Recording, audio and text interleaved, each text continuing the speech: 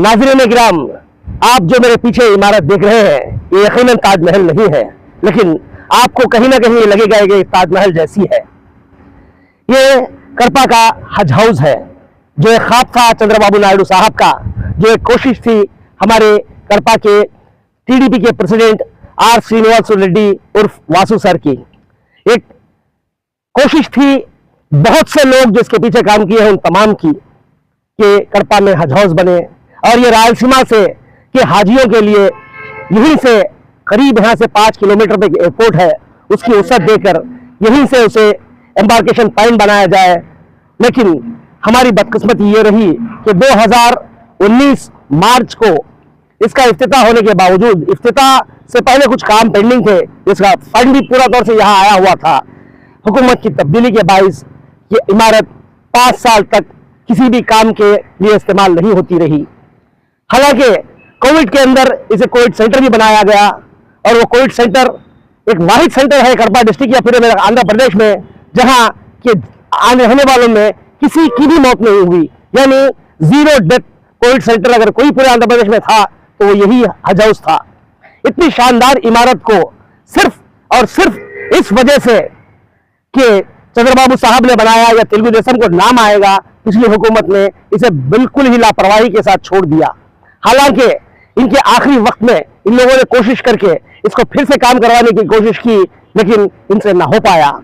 अब देखना यह है कि इस बार जो नई हुकूमत आई है चंद्रबाबू नायडू साहब की, वो हुकूमत फिर से इसे असर तामीर करके इसको इस्तेमाल में लाने का इरादा रखती है। यहां मैं एक बात बताता चलूं कि हज हाउस जो है वो बुनियाद है कड़पा के हमारी एमएलए साहिबा, जो नौ मुंतखब एमएलए साहिबा माधवी साहब मैडम है, उन्होंने एक मैनिफेस्टो कड़पा के लिए शाया किया था, जिसमें उनकी अव्वलीन तरजीह या फर्स्ट प्रायोरिटी जो है हज हाउस को बनाना, और हज हाउस में एक शॉपिंग कॉम्प्लेक्स और एक बड़ा सा फंक्शन हॉल बनाने का जो उनका इरादा है। अब देखना यह है कि वो बहुत जल्द ये काम शुरू करते हैं। मुझे यकीन है कि श्रीनिवास रेड्डी या वासु सर साहब जो है वो अपने वादे के बड़े पक्के हैं।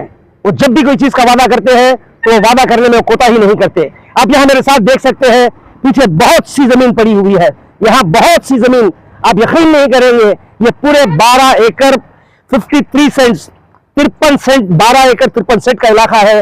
हज हाउस के पीछे भी बहुत बड़ी जमीन वाक़ है और ये पूरी की पूरी जमीन एक अहाता बना दिया गया था। देखिए आप साइड से दीवारें आपको नजर आती होंगी, पूरी साइड से दीवारें हैं जो इसके वो बाउंड्री वॉल जिसे कहते हैं, अहाता बना दिया गया है। इस अहाते के अंदर हज हाउस है और ये हज हाउस जहां एक बात तौर पर एक सिर्फ झूठे बहाने के तहत जो हज हाउस को काम क्यों बने, गले में बनाए, ये बनाए बोलने वालों को ये बताइए, ये राम जिस वक्त हज हाउस बना था उस वक्त नहीं था।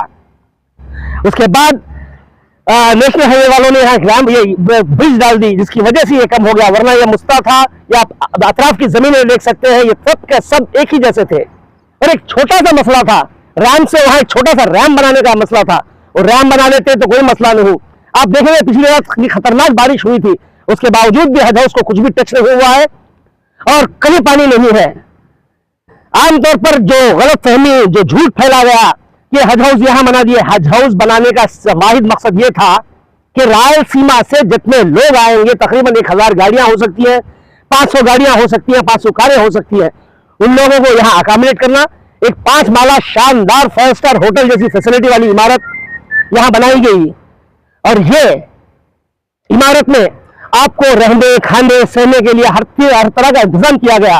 और एयरपोर्ट चूंकि यहां से करीब था तो जो लोग हाजी आएंगे, शहर की ट्रैफिक को डिस्टर्ब किए बगैर, कड़पा शहर की जो ट्रैफिक है उसको डिस्टर्ब किए बगैर यहां से बिल्कुल फौरन नजदीक चले जाएंगे, इसके लिए प्लान किया गया था। उस वक्त के कलेक्टर साहब के.वी. रमणा साहब ने तकरीबन 3 या 4 जमीनें देखी जो जमीनें मुनासिब नहीं थी, तो आखिर में उन्होंने ये जमीन मुंतखब की और सॉइल कंजर्वेशन वालों को भेजा कि इसका ये जो जमीन की इस्तिताअत कितनी है कि ये बिल्डिंग को कितने दिन तक खड़ा रह सकता है। तो बाकी जमीनों पर हमें वो नहीं मिला कि 22-23 साल के बाद जमीनें धंसने शुरू हो जाएंगी।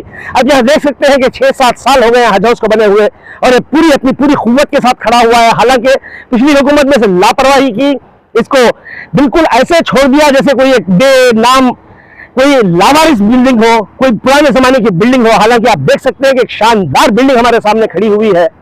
इस बिल्डिंग को इस यकीन के साथ जो ख्वाब चंद्रबाबू साहब ने देखा, जो बाख्वाब श्रीनिवास रेड्डी वासु सर ने देखा, जो ख्वाब हम जैसे कुछ लोग जो इसके पीछे जुनून की हद तक पड़े हुए थे, जिसमें मैं खास जिक्र करना चाहूंगा सलाहुद्दीन साहब और उनके साथी। 21 दिन हम लोगों ने एक धरना किया था उर्दू यूनिवर्सिटी के लिए।